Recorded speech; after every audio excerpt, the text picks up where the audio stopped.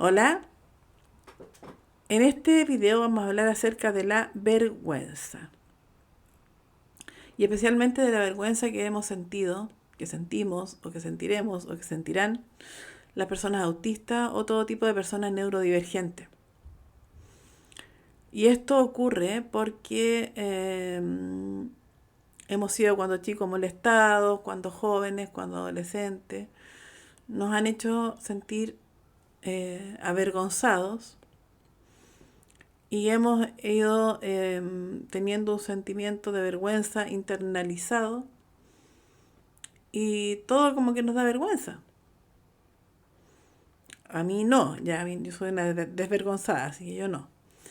Pero en la adolescencia, claro que sí, sentía mucha vergüenza de ser yo. O sea, de hecho, me acuerdo que a mí me daba vergüenza, por ejemplo, cuando pasaba la lista en el curso, en el colegio, para decir presente y levantar la mano. Yo me ponía muy roja, así, roja, porque yo soy, como soy blanca, muy blanca, entonces me ponía roja morada prácticamente. Me daba una vergüenza. Imagínense lo que me daba vergüenza. ¿Por qué? ¿Y por qué esa vergüenza? Porque yo tenía que levantar las manos, todos me iban a mirar. Y una persona autista lo que menos quiere es que la miren, es pasar lo más inadvertida posible. Lo otro es, por ejemplo, cuando me subía a la micro, también. Eh, o al colectivo, como quieran llamarle en los países que ustedes estén. Me subía a la micro y ¿cómo se llama? Pagaba y veía que toda la gente me estaba mirando y rojo. Cuando éramos adolescentes, por lo menos yo, eso de ponerse rojo es muy común, porque la adolescencia está llena de cambios, de cosas que nos avergüenzan en general. Y esto en las neurodivergencias y en el autismo especialmente, mucho más aún. Mucho más aún porque estamos mucho más conscientes de que somos distintos, mucho más conscientes de que nos molestan, mucho más conscientes de todo y nos han hecho sentir que nos avergoncemos. Ahora, ¿cuáles son estos efectos negativos de la vergüenza? Tiene muchos efectos negativos. Por ejemplo, la vergüenza hace que la gente pierda la autenticidad. Por ejemplo, la gente, los adolescentes, los jóvenes, dejan de hacer cosas. Por ejemplo, si la persona autista está en el colegio, por ejemplo, y está en clase de gimnasia y siempre la molestan por cómo corre o por cómo hace las cosas, no va a querer hacerlo. O se va a poner a llorar, o se va a angustiar, o le va a producir un estrés muy grande cuando llegue el momento de la hora de gimnasia. ¿No es cierto? O si lo han molestado, o si lo han complicado por la forma de hablar, no va a querer hablar. Entonces deja de ser el mismo, deja de ser ella misma. ¿Ya? Y como le decía, a mi edad yo ya no siento vergüenza, a mí ya nada. Pero la sufrí, y la sufrí harto de joven. Ya, ¿qué más? Se desarrolla un crítico interno. Estamos siempre pensando que nos van a mirar feo, que no, que como ya tenemos la experiencia de todo lo que nos han mirado feo, de todo lo que nos han dicho, de todo lo que nos han molestado, ya esto hace que desarrollemos un crítico interno que nos haga sentir todo el tiempo que estamos haciendo las cosas mal y sentir vergüenza por todo, por todo. Los adolescentes, por ejemplo, sienten vergüenza, pues como les contaba yo, sienten vergüenza por todo. ¿Sí? Es impresionante los adolescentes, a mí me dan penita porque, por ejemplo, ellos, como los autistas, por ejemplo, los adolescentes autistas no miran a los ojos, entonces son como agachaditos, bien rojos, eh, etcétera. Eh, están experimentando cambios, están experimentando cosas. Además se dan cuenta que no encajan en nada, entonces, y les da vergüenza ser como son. Y ahí empezamos con el problema del enmascaramiento. Perdón. Mil perdones. Del enmascaramiento, de las consecuencias que trae el enmascaramiento, el no ser uno mismo y todo eso. Las personas adultas también, muchas, no es mi caso, pero muchas desarrollan también mucha vergüenza. Porque sienten vergüenza, por ejemplo, ¿por qué? Porque a lo mejor todos sus compañeros de curso, la persona autista me refiero yo, todos sus compañeros de curso a lo mejor ya formaron una familia, tienen un trabajo bueno, están haciendo esto, lo otro, y a lo mejor ellos no. Entonces sienten vergüenza de no estar dando el ancho en la vida. Sienten vergüenza de ser distintos. Ya están mucho más conscientes de lo distintos que son. Por algo no pueden tener un trabajo. Por algo a lo mejor no les va bien en las entrevistas, porque a lo mejor tienen problemas para comunicarse. Y así, hay muchas cosas que nos hacen sentir vergüenza. Las mujeres, por otro lado, también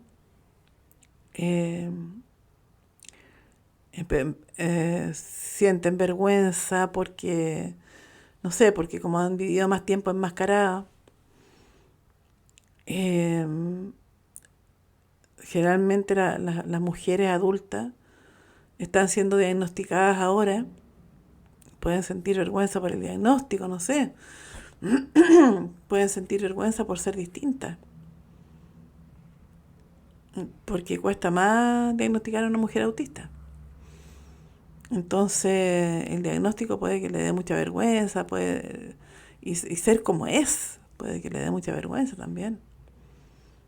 Por lo tanto, le va a costar mucho desenmascararse. Los padres de niños autistas. No se sientan mal por lo que voy a decir, pero es muy normal también. Pueden sentir vergüenza por cómo son sus hijos, por cómo se comportan de repente, y eso no los hace unos seres humanos horribles, ni mucho menos. Porque todos quisiéramos que nuestros hijos se comportaran de cierta o tal forma y cumpliera tal o tales metas, pero resulta que puede que no. Entonces, un padre con un hijo que está en un lugar viviendo un meltdown puede sentirse avergonzado. Entonces, todos esos sentimientos son sumamente negativos, sumamente negativos.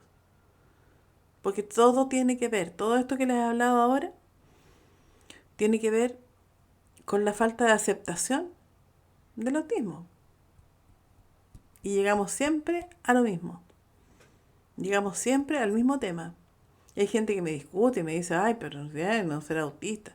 Tiene que ver con lo mismo. Es lo mismo. Sienten vergüenza porque no aceptan su autismo. Entonces, ¿qué hay que hacer? Hay que reconocer cómo la vergüenza afecta tu vida. Analízate. ¿Cómo la vergüenza afecta tu vida? ¿Qué cosas te da vergüenza hacer? Empieza a pensar por qué. ¿Quién te metió eso en la cabeza? Empieza a pensar por qué tienes esa vergüenza. Empieza a tratar de superar esa vergüenza porque no tiene ninguna razón de ser. Tú eres autista. No estás mal hecho, no eres una cosa terrible. No, eres una persona autista, que es simple. Te pregunto yo, ¿una persona con cáncer tiene que sentir vergüenza de tener cáncer? No, para nada. Una persona, todos tenemos algo. Por ejemplo, fíjense en esas personas, ahora que estoy con la cuestión de la Teletón metida, en esas personas que de repente no tienen brazos y tienen que hacer todo con los pies. ¿Qué sacan con sentir vergüenza por eso? Son distintos. Pero la diferencia con el autismo es que eso se ve, e incluso también como que se aplaude. Increíble, impresionante cómo hace eso. Pero el autismo, como no se ve, nos hace sentir vergüenza porque eh, no están validando nuestro tema. Entonces, ese es lo siguiente, practicar la aceptación, la, eh, la compasión y el respeto a uno mismo. Y eso es enorgullecerse de nuestro autismo. Y eso lo he dicho, pero tantas veces. Volviendo atrás. Si te molestan porque corres raro, sigue corriendo raro. ¿Qué te importa? Vivimos tan pendientes de la opinión de los demás, digo yo. A mí me cuesta mucho entender eso. Yo sé que hay cosas que no se deben hacer porque son mala educación y esas cosas sí. Pero si uno corre raro nomás, po. ¿Qué le va a hacer? Pero si eres joven, si eres niño y quieres seguir corriendo, sigue corriendo raro. Y se ríen de ti y llega un momento en que ellos te encuentren que tú te valoras tanto que les da hasta a ellos vergüenza reírse de cómo corres. Dile, yo corro así. Soy autista y tengo problemas motores. ¿Sabes qué? Te pediría por favor que no me molestes. Y así, o sea, dejar de sentirnos como apocaditos, como poquita cosa, como minimizarnos. No, no está bien, no está correcto. Así que ese vendría siendo el sentimiento de la vergüenza, que es un sentimiento muy negativo, muy negativo para nosotros las personas neurodivergentes y especialmente para las personas autistas, porque claro, es obvio, tenemos comportamientos distintos, no somos neurotípicos, somos diferentes, pero eso no tiene por qué darnos vergüenza. Que nos hayan hecho sentir vergüenza es una cosa, pero llega un momento en que uno puede decidir lo que sentir también. A propósito de nada, la otra vez una persona me preguntó cuál era la diferencia em, entre un sentimiento y una emoción. Si estaba en algún, ¿cómo se llama?